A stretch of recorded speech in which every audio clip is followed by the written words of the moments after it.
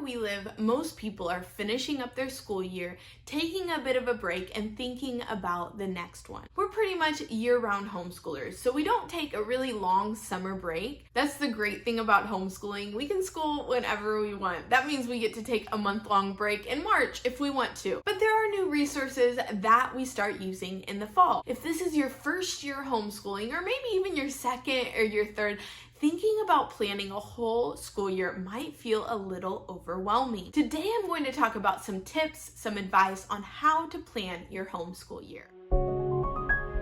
Hello, welcome to my Familia Homeschool. My name is Marissa. I live in Miami, Florida with my husband and my 3 daughters. We are a family that has chosen homeschool as the way that we will educate our girls.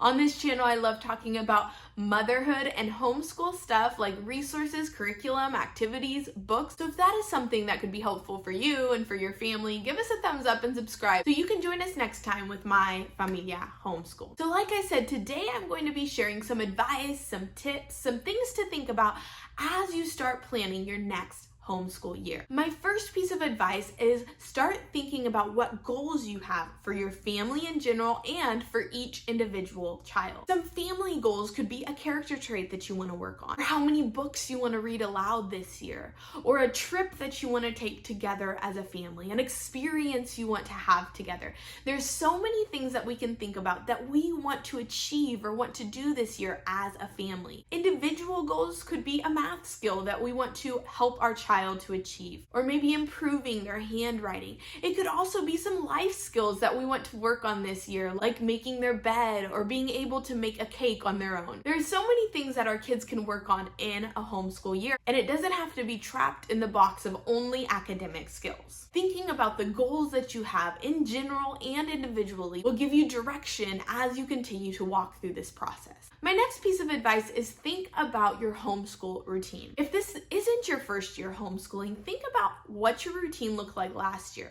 What did you like about it? What do you think you should change about the schedule that you had last year? How can you make it work better for your family? If this is your first year homeschooling, think about your family flow. What does your schedule at home look like right now? How can you weave homeschool into that? What activities do you have planned for the school year? Maybe a co-op or some extracurricular activities. There is no set standard. You can start whenever, you can end whenever, you can start and stop various times throughout your day. Homeschool is not standardized, so make it work for your family. Also, make sure this is a routine that is flexible, especially if this is your first year homeschooling and probably second, third, fourth, fifth year homeschooling. Your routine will change. I think our routine changed the past school year probably 5 or 6 times. So make sure you're flexible, but find a routine to start with. Tip number 3 is think about the curriculum, resources, books, activities, however you do your homeschool. Think about what you want to use for this next school year. This is one of my favorite parts. I love thinking about curriculum. I have like a 4 or 5 year plan for several subjects of what curriculum we will be using. It always changes though, but it's fun for me to think about. But think about what resources you want to use. These could include general family subjects. In our family, we do history and science and Bible and art and music as a family, as well as individualized subjects. So we do math and grammar, those kind of subjects, individual for each child. So think about the curriculum that you want to use and start shopping around for the best deals. If you want to save some money, buying used is always a great option. And if you plan a couple months beforehand, this gives you time to find some really great deals. Tip number 4 is plan your homeschool year. What I mean by this is think about what each month is going to look at. This could be a very broad general picture or something very specific. There are some states, I know here in the United States, you have to school so many days in a school year and you have to have a very strict record of what you're doing with your kids in your homeschool. Where we live, it's very flex, it's very general. There is no set standard on how many days we have to homeschool, how many hours we have to homeschool.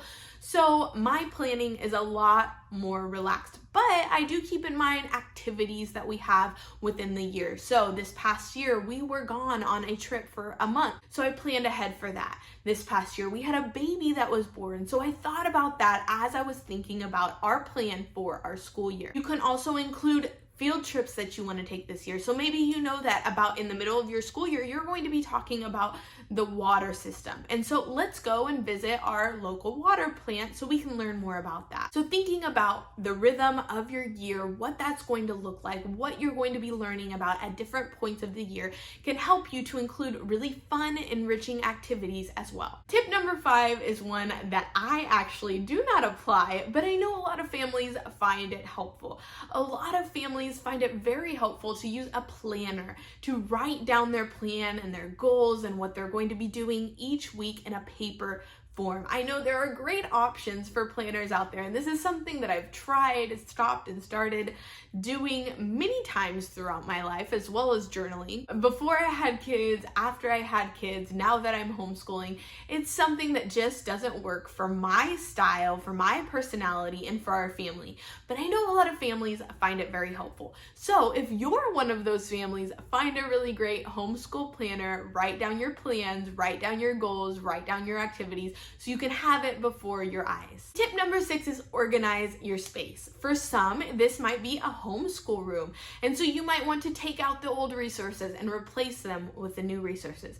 For others, like us, our dining room is our homeschool space. And I have a shelf beside our dining room where I store all of our homeschool stuff.